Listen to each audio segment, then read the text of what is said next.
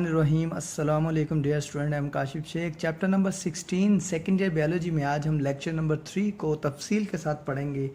One of the most long question है 16 chapter का, जो अक्सर पेपर में, मुख्तलिफ बोर्ड्स में, मुल्तान बोर्ड में भी ये बहुत इंपॉर्टेंट सवाल समझा जाता है। MCQs ऑब्जेक्टिव जिसे हम कहते हैं, शॉर्ट क्वेश्चन और लॉन्ग क्वेश्चन के अतबार से ये सवाल बहुत ही इंपॉर्टेंट समझा जाता है। सवाल का नाम है write a note on significance of secondary growth. अब what is the secondary growth, क्या होती है? सबसे पहले हमने ये बात समझनी है कि सिग्निफिकेंस या इंपॉर्टेंस ऑफ सेकेंडरी ग्रोथ क्या होती है। तो मैंने सेकेंडरी ग्रोथ को पढ़ाने से पहले आपको मैं पहले प्राइमरी ग्रोथ के बारे में इंफॉर्मेशन दूंगा और फिर हम सेकेंडरी ग्रोथ की तरफ मूव करेंगे। जब भी कोई पौधा बीज में से निकलता है, याद रखिएगा स्टूडेंट्स, वो लेंथ वाइज ऊपर की तरफ बढ़ता है, वो कभी भी चौड़ाई में नहीं बढ़ता। जब भी पौधा बीज में से निकलेगा तो वो लेंथ वाइज बढ़ेगा। एक ख़ास लेंथ में बढ़ने के बाद जब वो एक ख़ास लेंथ अटेन कर लेगा, उसके बाद उसकी चौड़ाई में क्या होने लग जाएगा? इजाफा होने लग जाएगा। तो एक बात मैंने आपको ये समझाई है कि एक होती है प्राइमरी ग्रोथ, एक होती है सेकेंडरी ग्रोथ। जब तक प्राइमरी ग्रोथ नहीं होगी तब तक सेकेंडरी ग्रोथ पॉसिबल नहीं है।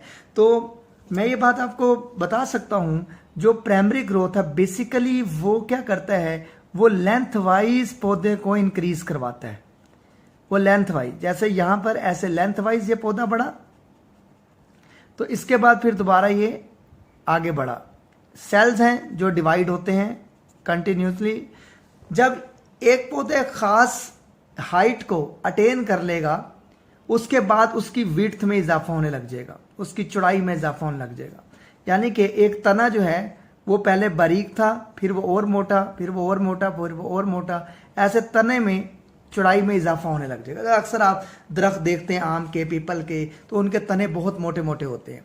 तो बेसिकली वो क्या है, वो सेकेंडरी ग्रोथ कहलाती है।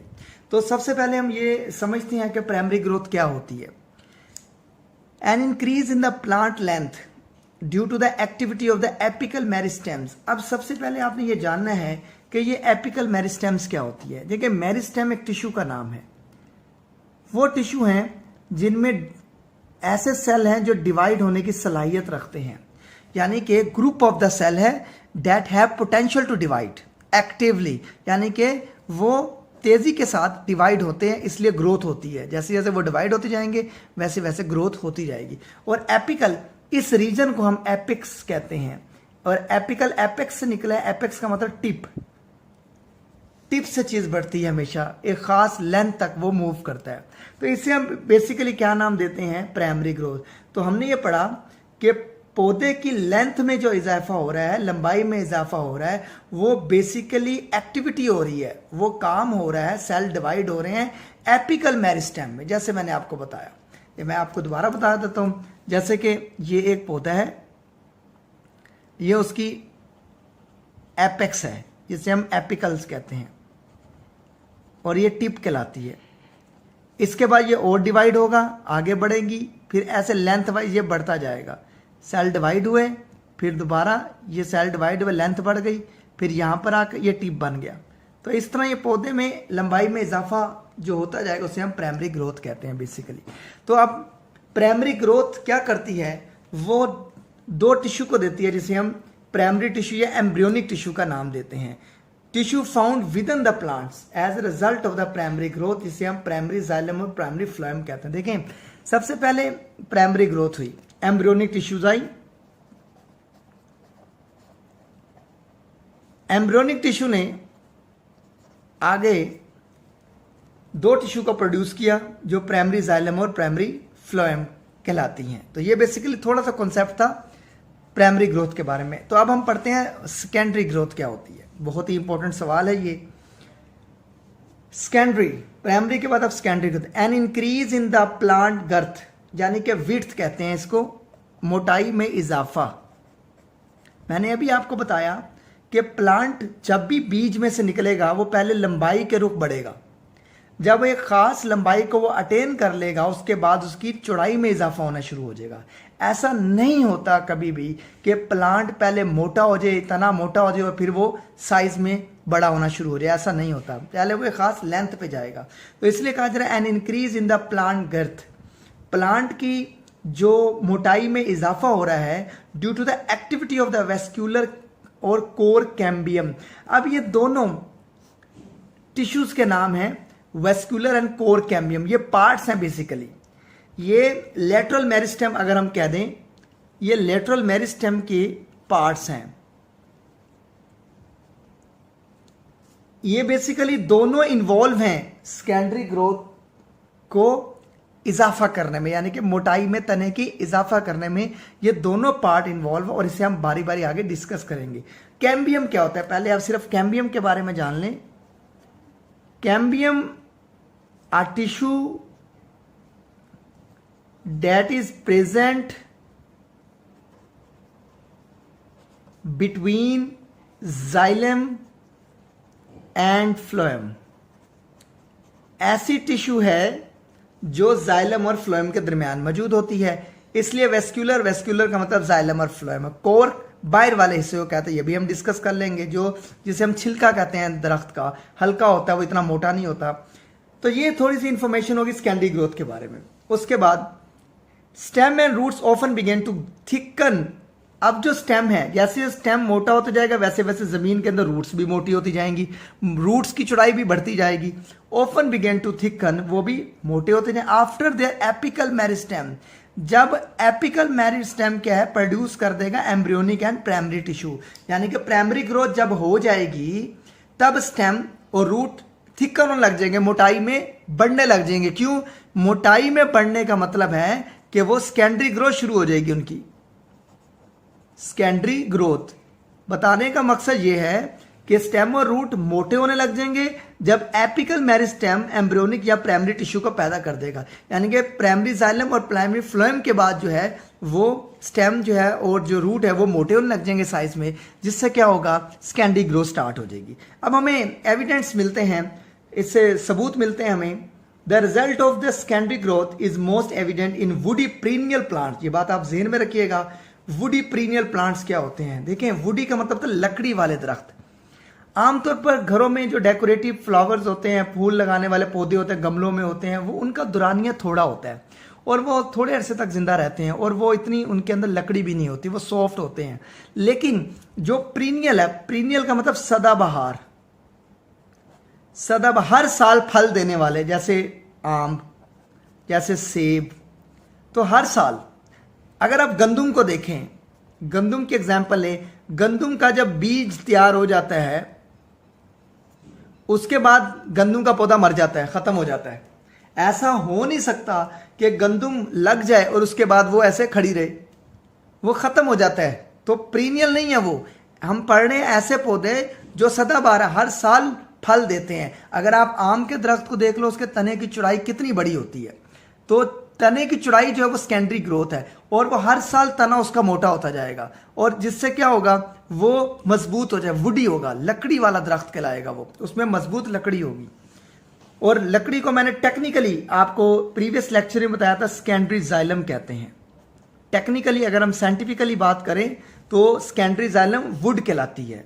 तो वुड वो होती है जो हार्ड होती है, लाइक ट्रीज। अब 3 बातें बता रहा है। दरख्त सदाबहार, साल में 1 दफा फल देने वाले। ट्रीज काफी वुडी होते हैं वो। कुछ शरब्स वुडी होते हैं, कुछ वाइन, बेलें, बेल भी क्या होती है, वो भी वुडी होती है, उनके भी तने, काफी बेलों के तने भी क्या होते हैं, मोटे मोटे होते हैं। तो बेसिकली ये इंफॉर्मेशन मैंने आपको एविडेंस के बारे में दी। अब the secondary growth occurs due to the cell division in. Secondary growth होती कैसे है, मतलब तने की मोटाई में इजाफा होता कैसे है। 2 जहां पे टिश्यू हैं जिनकी सेल डिवाइड होते हैं, एक वेस्क्यूलर कैम्बियम और एक कोर कैम्बियम। अब हम बारी बारी इन दोनों को डिस्कस करेंगे कि वेस्क्यूलर कैम्बियम क्या है और कोर कैम्बियम क्या है। तो ये थोड़ी सी मैंने इन्फॉर्मेशन आपको प्राइमरी ग्रोथ और सेकेंडरी ग्रोथ के बारे में इन्फॉर्मेशन दी है। बहुत इंपॉर्टेंट ये लॉन्ग क्वेश्चन है जिसको हम आज स्टडी कर रहे हैं। उसके बाद सबसे पहली बात है जी, वेस्क्यूलर कैम्बियम क्या होता है। वेस्क्यूलर कैम्बियम को हम डिस्कस कर लेते हैं। वेस्क्यूलर कैम्बियम, मैंने आपको अभी बताया, cambium is the tissue that is present between the xylem and the phloem. Xylem और फ्लोएम के दरमियान जो टिश्यू उन्हें उसे कैम्बियम कहते हैं और वेस्क्यूलर जाइलम और फ्लोएम को कहते हैं। ये अभी मैं आपको डायग्राम में पूछूंगा भी सही, आपको कैम्बियम के बारे में मैंने क्या बताया था आपको। It appear as a cylinder, ये सिलेंडर की शेप के होंगे, यानी कि ये आपस में जुड़े होंगे cells, dividing cell between primary xylem and primary phloem, यानी कि जो प्राइमरी जाइलम और प्राइमरी फ्लोएम के दरमियान जो सेल होंगे वो सिलेंडर की शेप में होंगे, लंबाई के रुख होंगे और वो आपस में धंसे होंगे, उनको हम वेस्कुलर कैम्बियम कहते हैं। वो कैम्बियम है, वो कैम्बियम मिलकर वेस्कुलर बनाएगी। बेसिकली प्राइमरी जाइलम और प्राइमरी फ्लोएम मिलकर क्या करेंगी, वो कैम्बियम बनाएंगी। कैम्बियम सिलेंडर की तरह के सेल होंगे और उसके बाद क्या होगा, वो मिलकर क्या बनाएगी, वो वेस्कुलर्स यानी कि सेकेंडरी जाइलम और सेकेंडरी फ्लोएम बनाएगी। तो कैम्बियम एक टिश्यू है जिसको कौन बना रहा है, प्राइमरी जाइलम और प्राइमरी फ्लोएम, और कैम्बियम के बाद सेकेंडरी जाइलम और सेकेंडरी फ्लोएम बनेगा। अब ये बहुत इंपॉर्टेंट बात है, आपने इसको अच्छे तरीके से समझनी है। It give rise to 2 new tissue, ये 2 नई टिश्यू को जन्म देगी। कैम्बियम जो है 2 नई टिश्यूज को जन्म देगी जिनका नाम है सेकेंडरी जाइलम और सेकेंडरी फ्लोएम। अब आपने गौर से ये बात समझनी है, डायग्राम के मुताबिक भी मैं अभी आपको समझाऊंगा ये बात।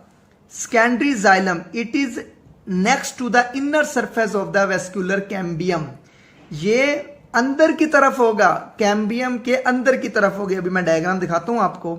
और secondary phloem appear on the outer surface of the vascular cambium के ऊपर होगी। अब मैं डायग्राम आपको दिखाऊं, ये डायग्राम्स कुछ बनी हुई हैं, ये आप देखें हर साल तने की मोटाई में इजाफा हो रहा है। ये बेसिकली ये डायग्राम बताई जा रही है। ये डायग्राम नंबर 1 है, ये 2 है, ये 3 है, ये 4 है। ये 4 डायग्राम आपके सामने बनाई है मैंने। अब ये जो आपको यहां पर ब्लैक कलर के सिलेंडर शेप के सेल नजर आ रहे हैं, बेसिकली ये कैम्बियम है। ये ज़हन में रखिएगा, ये ब्लैक कलर के जो आपको सिलेंडर शेप में नजर आ रहे हैं ये कैम्बियम है। ये जो अंदर है ये प्राइमरी ग्रोथ है, जो प्राइमरी जाइलम और प्राइमरी फ्लोएम मिलकर कैम्बियम बनाएंगे। प्राइमरी जाइलम के सेल्स हैं और प्राइमरी फ्लोएम के सेल हैं, बेसिकली ये ग्रीन कलर के।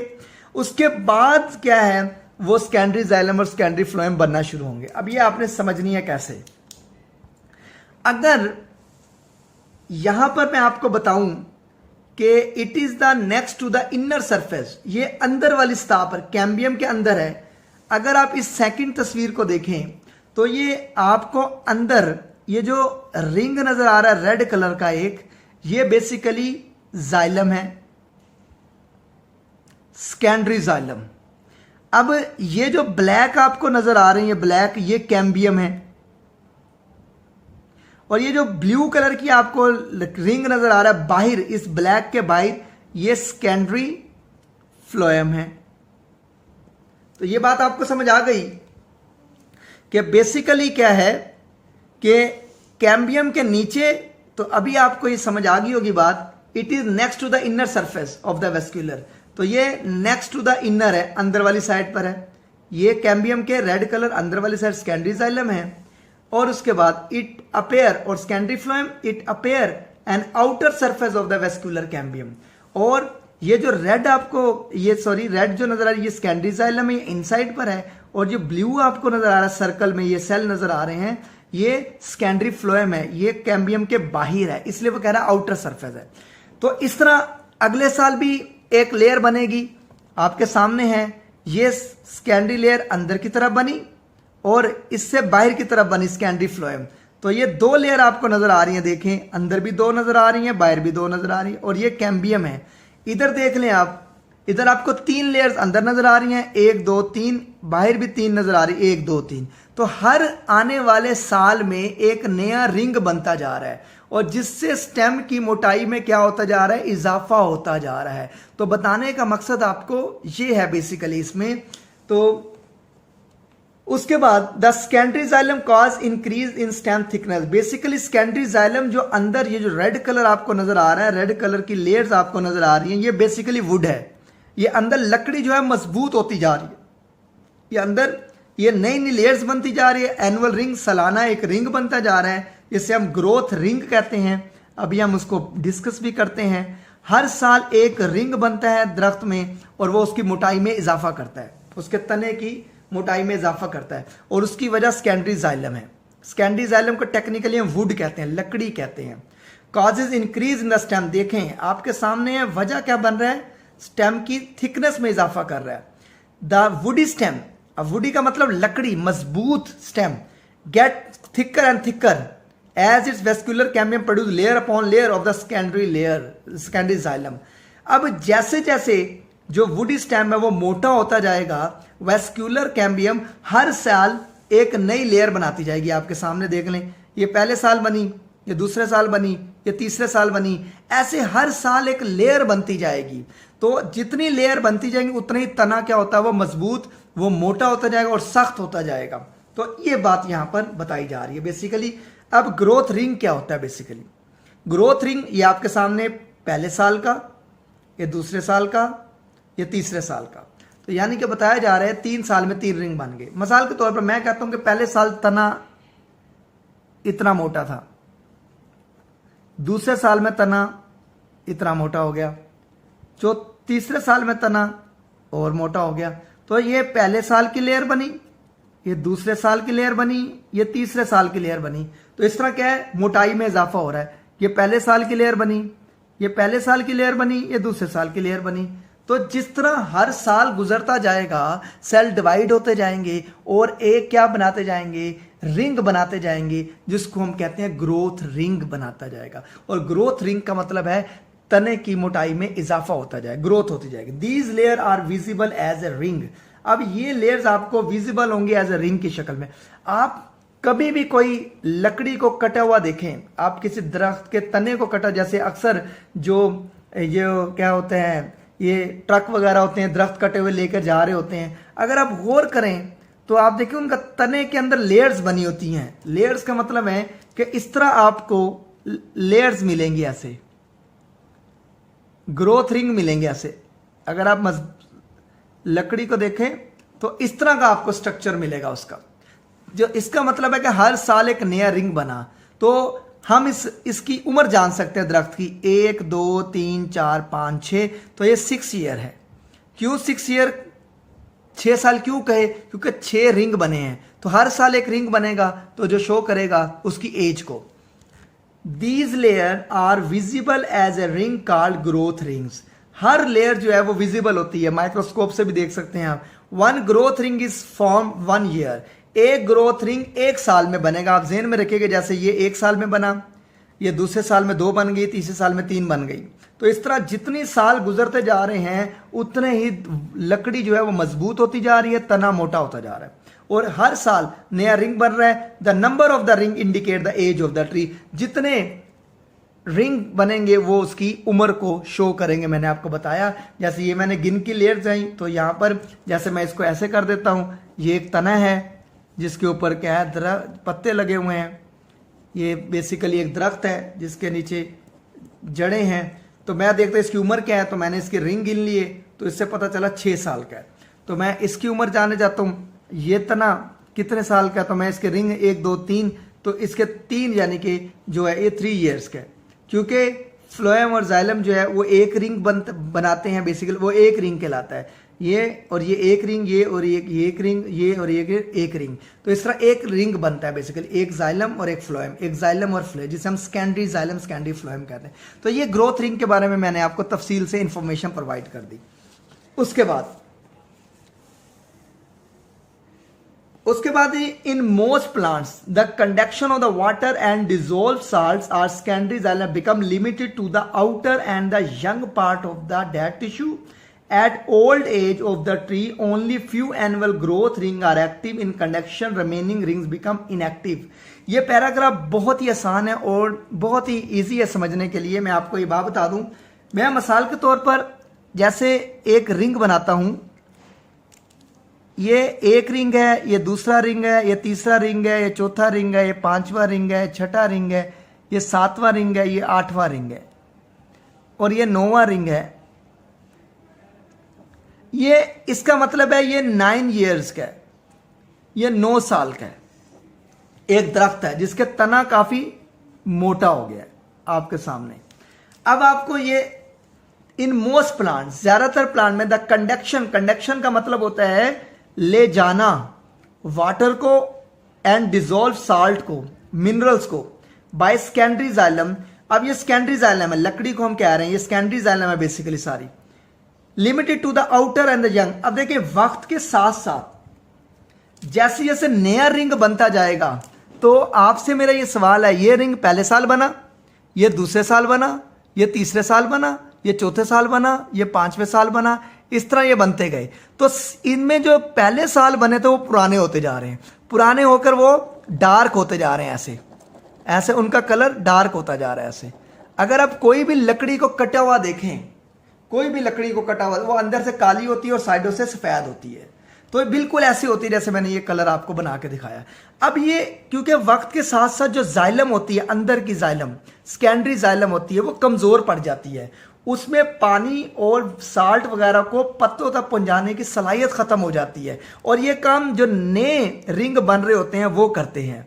लेकिन ये ओल्ड जो रिंग होते हैं, इनमें जो ओल्ड जाइलम और फ्लोएम है, ये क्या काम करती है भी हम अभी डिस्कस करेंगे। तो ये इसलिए कहा जा रहा है इन most plants the conduction of the water, ज्यादातर पौधों में जो काम है पानी को और साल्ट को ले जाने का, वो सेकेंडरी जाइलम में लिमिटेड हो जाता है। यानी कि अब ये 3 साल, मैं अगर 3 साल रिंग को मैंने डार्क कर दिया, अब ये 3 साल के जो सेकेंडरी जाइलम है, और जाइलम और फ्लोएम जिसे हम कह रहे हैं, जाइलम पार्टिकुलरली होती है, तो इसके अंदर ये ताकत नहीं है कि पानी को और साल्ट को पत्तों तक पहुंचाए। तो ये काम कौन करती हैं? ये नए बनने वाली रिंग करती हैं, नए बनने वाले। यानी कि जो पहले 4 साल के बने तो वो कमजोर पड़ गए हैं, उनको अब इनकी हिम्मत नहीं है कि वो आगे काम कर सके। जो नए रिंग बने हैं, जो अभी जो तीसरे साल, चौथे साल, पांचवें, छठे साल बने हैं, तो वो ज्यादा एक्टिव है, उनमें ज्यादा एक्टिवनेस है पानी और नमकियात को ले जाने की पत्तों तक। तो at old age of the tree new few annual ring growth ring are active. अब यही बात है कि जैसे जैसे उम्र गुजर जाएगी और जो ओल्ड एज है दरख्त की, only few annual growth ring, सिर्फ चंद ग्रोथ रिंग जो होंगे एक्टिव और कंडक्शन होंगे, रिमेनिंग बिकम इनएक्टिव होंगे। और बाकी जो अंदर वाली वुड आपको नजर आ रही ब्लैक, ये जो है ये काली क्यों हो गई है? क्योंकि इसके अंदर जो है वो केमिकल स्टोर कर लिए, वो अभी हम पढ़ते भी हैं वो क्या है। अब ये अंदर वाली जो लेयर्स हैं तने की 3-4 साल की, वो होगी है कमजोर, इनएक्टिव। जो बाहर वाली लेयर्स हैं वो एक्टिव हैं, वो पानी को लेकर जाएंगी। अब इसी को हमने पढ़ना है। ये तो हो गया वेस्कुलर कैम्बियम के बारे में। तो अब हम पढ़ लेते हैं कोर कैम्बियम क्या होता है। अब कोर कैम्बियम को पहले समझ ले क्या होता है। अगर हम एक डायग्राम को देखें जो मैंने प्रीवियस लेक्चर में भी आपको डिस्कस की थी, ये हमने ये पढ़ा था कि अगर हम एक तने का ट्रांसेक्शन करें तो हम इस तरह उसको डिवाइड करेंगे। तो बाहर क्या है? बाहर कोर्क है, अंदर क्या है? अंदर एपिडर्मस। अगर हम एक तने को इतना हिस्सा काट कर देखें, दरख्त के तने का इतना हिस्सा काट के देखें, तो ये बाहर वाली छिलका, जिसे हम ये ऐसे, जिसे हम कोर कह रहे हैं बाहर वाला, उसके नीचे एपिडर्मस, उसके नीचे कॉर्टेक्स, कॉर्टेक्स के नीचे एंडोडर्मस, एंडोडर्मस के नीचे फ्लोएम, फ्लोएम के नीचे जाइलम, और फिर इसके नीचे प्राइमरी, सेकेंडरी, जाइलम और फ्लोएम, और फिर पिथ। ये हमने प्रीवियस लेक्चर में भी डिस्कस किया था। ये बेसिकली है, ये बेसिकली जो है मैं आपको समझाना चाह रहा हूं, और ये यही डायग्राम को शो कर रहा है, बेसिकली यही डायग्राम को शो कर रहा है। अगर मैं यहां पर दिखाऊं तो ये कोर्क है बाहर, तो मैं बाहर को ऐसे शो कर देता हूं, ये कोर्क है। ये तने के बाहर वाला हिस्सा जिसे हम विजिबल देख भी सकते हैं, वो इतना सख्त नहीं होता।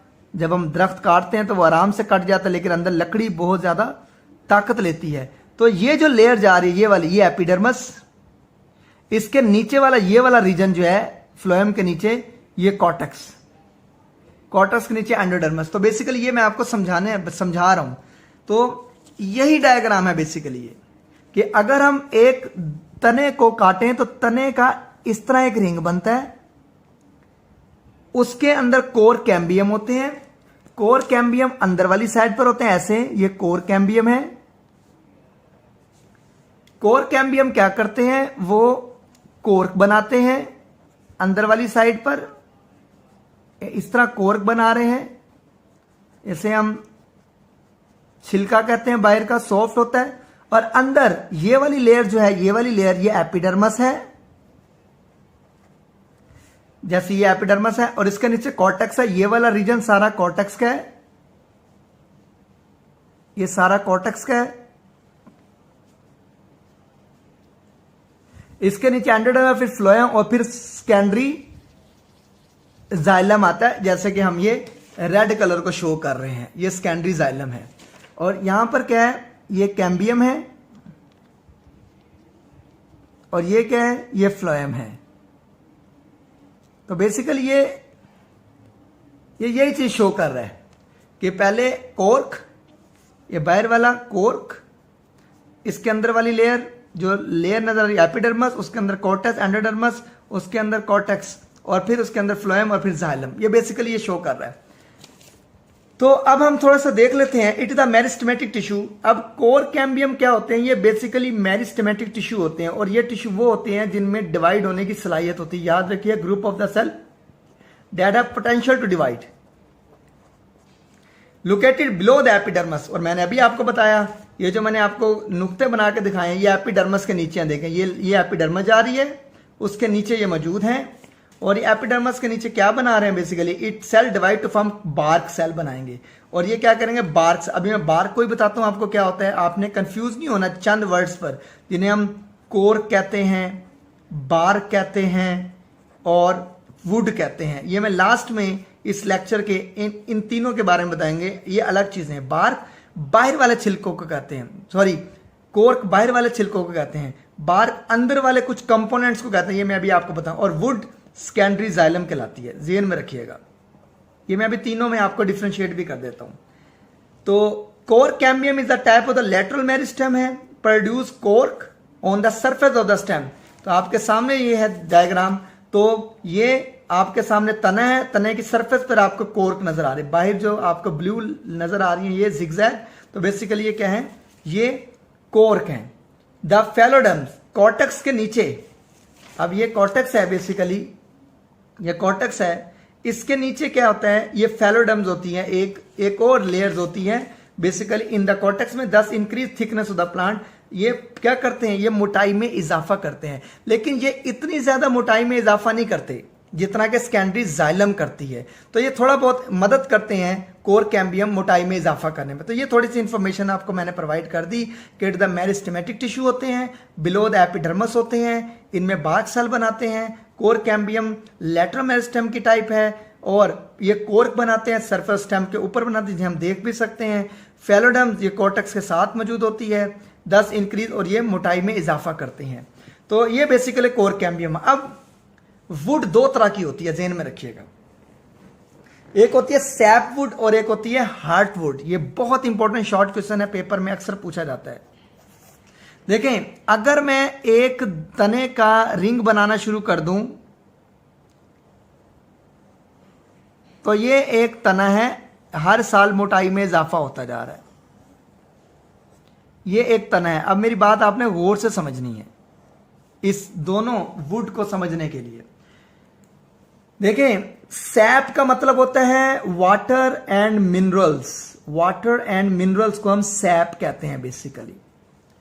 एक लकड़ी वो है जो सैप वुड है, जिसके अंदर वाटर और मिनरल्स ले जाने की सलाहियत है। एक लकड़ी वो है जिसके अंदर ये सलाहियत नहीं है कि वाटर को और मिनरल्स को लेकर जा सकें। वो बिल्कुल ऐसी है जैसे मैंने आपको ये समझाया था कि in most plant conduction of the water and dissolve part of the secondary xylem limited हो जाते हैं outer younger part of the tissue में।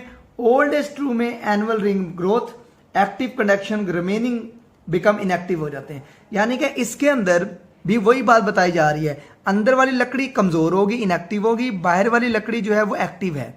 तो बाहर वाली लकड़ी को हम क्या कह रहे हैं, सैप वुड, और अंदर वाली को, क्या अंदर ये दरमियान में, इसलिए मैं नाम दे दिया हार्ट वुड कह दिया हमने। तो सैप वुड क्या है और हार्ट वुड क्या है, कंफ्यूज नहीं होना, बहुत ही इंपॉर्टेंट किस्म का ये शॉर्ट क्वेश्चन है। The active and the conducting portion of the wood is called SAP would. जो चुस्त, जिसे एक्टिव कहते हैं, और नमकियात को लेकर जाने वाला पोर्शन है वुड का, उसे हम सैप वुड कहते हैं।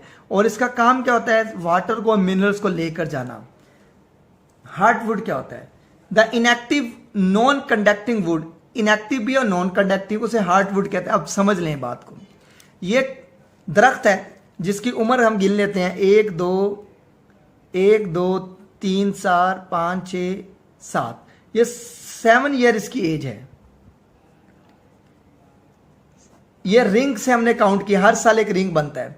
तो अंदर वाले जो वुड है ये सारी सेकेंडरी जाइलम है, जेन में रखिएगा, वुड को सेकेंडरी जाइलम कहते हैं। जो अंदर वाली जो आपका रिंग बना था पहले साल, दूसरे साल, तीसरे साल तक, वो अब कमजोर पड़ गया। जो तीसरे साल का रिंग है, तना है, उसका साइज वो कमजोर पड़ गया क्योंकि उसके अंदर इतनी सलाहियत नहीं है कि वो क्या कर सके, वो सैप को यानी कि वाटर को, मिनरल्स को पत्तों तक पहुंचा सके। तो ये वाला रीजन हार्टवुड है क्योंकि सेंटर में है, ब्लैक है, इसे हार्टवुड। और ये वाला रीजन जो है जिसे हम ये कह रहे हैं, ये सैपवुड है, ये लकड़ी की टाइप है। और आप किसी भी दरख्त के तने को कटा हुआ देखें तो वो अंदर से क्या होता है, वो काला होता है और साइडों से सफ़ेद होता है। आप कभी भी लकड़ियां जो कट के जा रही होती है, दरख्त बड़े बड़े तने कट के जा रहे हैं, आप उन्हें विजिट करें, देखें तो आपको बिल्कुल यही शेप नजर आएगी। और वक्त के साथ साथ ये जो एनुअल रिंग थे अंदर वाले, ये पहले 3 साल बने थे क्योंकि आज उम्र 7 साल हो गई है, तो पहले 3 साल की जो लेयर्स हैं वो कमज़ोर पड़ गई हैं। अब वो कमज़ोर पड़ के उन्होंने अब क्या किया, क्योंकि ये वाली लेयर्स तो अभी यंग हैं और ये वाटर को, मिनरल्स को लेकर जा रही हैं, लेकिन इनका क्या काम है अब, ये जो नॉन कंडक्टिंग है, जो वाटर और मिनरल्स को नहीं लेकर जा सकती, जो इनएक्टिव है, जो कमजोर हो गई हैं, is called heartwood. In most species the heartwood accumulate variety of the chemical. अब पौधा क्या करता है, पौधा क्योंकि ये कमजोर हो गई है जाइलम वगैरह, तो पौधा इसके अंदर एक खास किस्म के केमिकल को स्टोर कर लेता है।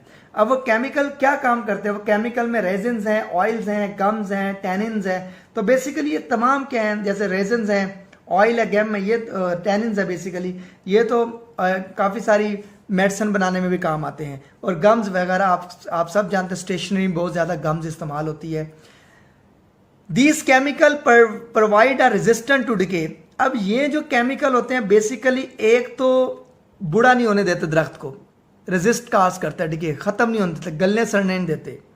एंड इंसेक्ट अटैक, और क्या करते हैं, इंसेक्ट का अटैक नहीं होने देते क्योंकि ये केमिकल रिलीज करते, इंसेक्ट उससे मर जाते हैं। For example in the red cedar और कॉनिफर दरख्त के नाम बताया गया, सदाबहार दरख्त हैं, ये पहाड़ी इलाकों के दरख्त हैं और ये काफ़ी बड़े होते हैं, इनका तना बहुत मजबूत होता है, तो वो ये काम बेसिकली करते हैं। तो हमने ये हार्टवुड और सैपवुड का पढ़ा। और लास्ट में हम ये जो बात डिस्कस करते हैं, फॉर्मेशन ऑफ कैलस क्या होता है। कैलसिस जिसे हम कहते हैं, कैलस, देखें जब भी हमें कोई जख्म होता है तो सबसे पहले हमारे स्किन के ऊपर क्या होता है, काले रंग का क्रिंड आ जाता है यहाँ पर ऐसे। तो काले रंग का क्रिंड जब उतरता है तो नीचे स्किन आ जाती है। तो उस काले रंग के हम स्किन को क्या कहते हैं, जो क्रिंड है उसे कैलसिस कहते हैं। इसी तरह प्लांट में भी ऐसी होता है, प्लांट में जो वाउंड होता है, जख्म हो रहा है, उसे कैलसिस कहते हैं। अब कैलस होता क्या है, थोड़ा सा मैं आपको, अगर आपने समझना है तो आप डिफाइन कर दे तो मैं आपको, the group of the undifferentiate cell that is used to fill the space of the wound. अब ऐसे सेल हैं जो अनडिफरेंशिएट है, जो अभी डिफरेंशिएट नहीं हुए, जिन्होंने जख्म अभी भरना है, that is used to fill the space of the wound, जिन्होंने क्या करना है, उस जख्म वाली जगह को भरना आके। डिफरेंशिएट जब वो अपनी मंजिल को पहुंच जाएंगे और जो वाउंड है, वो क्रिंड है, वो उतर जाएगा। जैसे हमें जख्म होता है तो अक्सर आपने नोट किया होगा, तो पहले हमारी स्किन क्या हो जाती है, वो ब्लैक कलर की हो जाती है, वो क्रिंड बन जाता है, वहां पे वाउंड बन जाता है, उसे हम कैलसिस कहते हैं बेसिकली। इस तरह दरख्त में बन जाता है। Another important function of the cambium, याद रखिएगा ये कैम्बियम है। और कैम्बियम कौन सी है, जेन में रखिएगा, ये कोर्क कैम्बियम है, ये जेन में आपने रखना है। ये कोर कैम्बियम का फंक्शन पढ़ने लगे हम।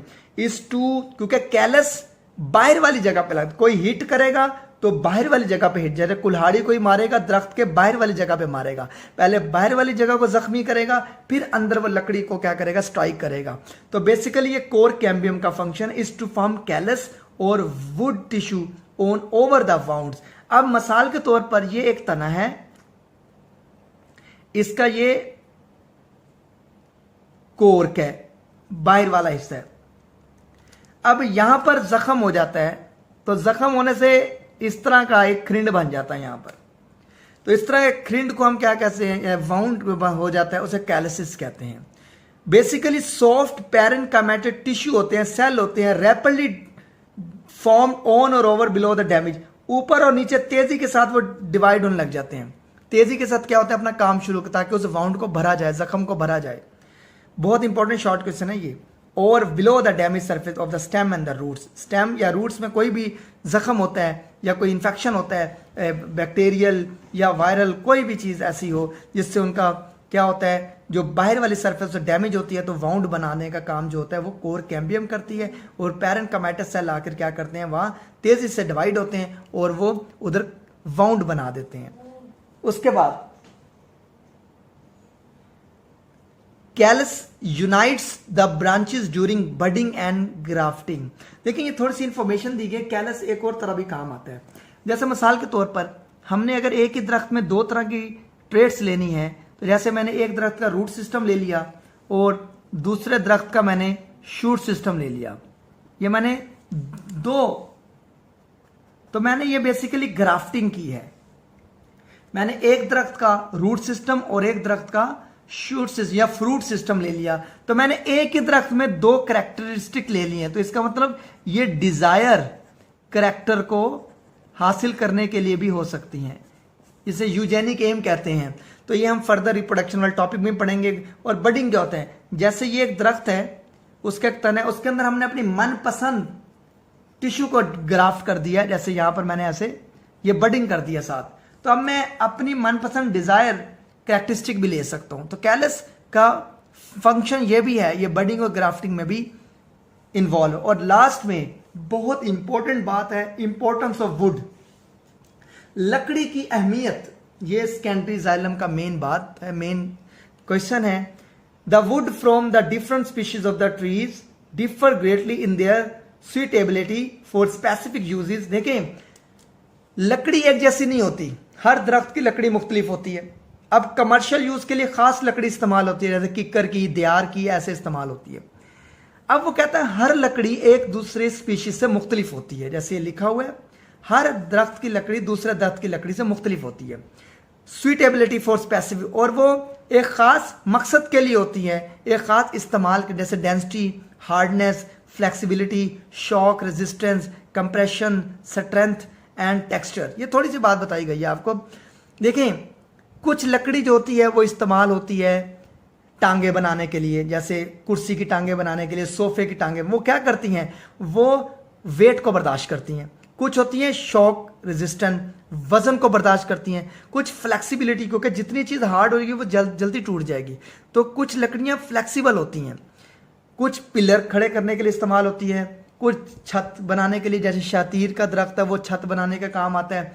और इस तरह कई यानी कि कमर्शियल यूज में फर्नीचर बनाने के लिए लकड़ी इस्तेमाल होती हैं। तो मुख्तलिफ किस्म की है, उनके अंदर कंप्रेशन स्ट्रेंथ का मतलब होता है उनमें इतनी सलाहियत है कि वो वेट को बर्दाश्त कर। एंड टेक्सचर कहते हैं बनावट को, बनावट। कुछ लकड़ियां होती हैं बेसिकली डेकोरेटिव चीज़ें बनाने के लिए, लकड़ी के गुलदान होते हैं, लकड़ी की चीज़ें बनाने के लिए, डेकोरेशन के लिए इस्तेमाल होती हैं। Determine quality and commercial use, वो बताती है उनकी क्वालिटी को, और वो कमर्शियल यूज़ के लिए इस्तेमाल होते हैं। सोफे बनाने के लिए, डेकोरेशन पीस बनाने के लिए, घरों की दीवारें, छतें, अलमारियाँ बनाने के लिए इस्तेमाल होती हैं। अब कमर्शियल कॉर्क, अब कॉर्क क्या होता है ये बात समझ लें। Is also made from the bark of the trees. अब कमर्शियल कॉर्क बनता है। अब कॉर्क क्या होते हैं, अक्सर आप लेबॉर्ट्री में चल जाएं या अक्सर आप मेडिसिन शॉप पे चल जाएं, हकीम की दुकान पे चल जाएं, तो आपको वहां पे बोतल के ऊपर लकड़ी का एक ढक्कन नजर आएगा। जैसे कि इस तरह का आपको ढक्कन नजर आएगा,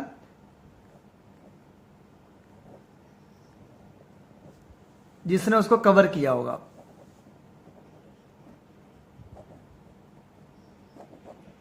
इस तरह का आपको कॉर्क नजर आएगा।